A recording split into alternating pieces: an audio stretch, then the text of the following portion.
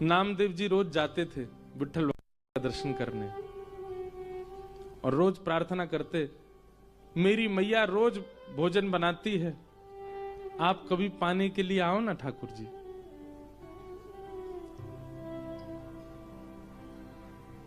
रोज नामदेव जी की एक ही प्रार्थना सुन के ठाकुर जी बोले, हे नामा, अब तू कहता है रोज मेरे घर प्रसाद पाने आओ, यहां दर्शन कौन देगा फिर?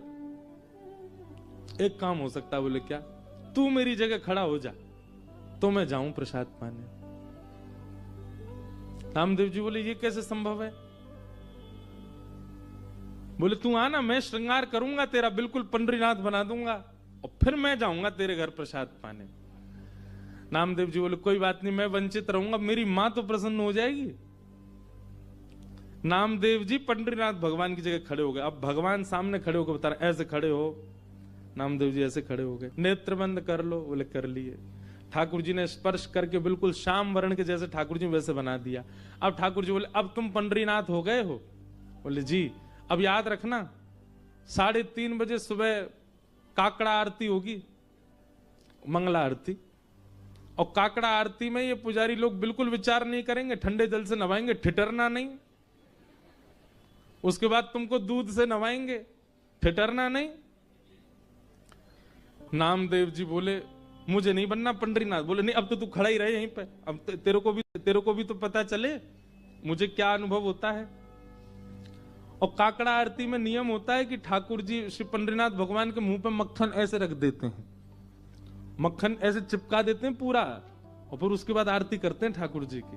कभी जाओ पंढरपुर दर्शन करना मंगला का, काकड़ा आरती बहुत सुंदर होती है। तो ऐसे मक्खन रख देंगे, मन तो होगा तेरा खाने का, पर चाटना नहीं। अगर नेक भी मक्खन खत्म हुआ तो पुजारी बहुत मारेंगे।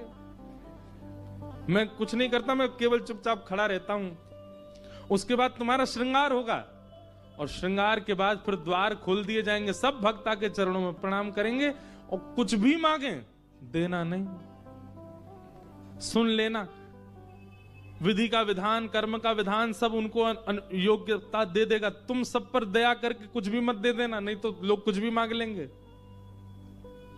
अब खड़े रहो, मैं जा रहा हूं। और अर्धरात्रि में श्री पंडरीनाथ भगवान नामदेव जी के घर गए। द्वार जाकर के खट खोलो।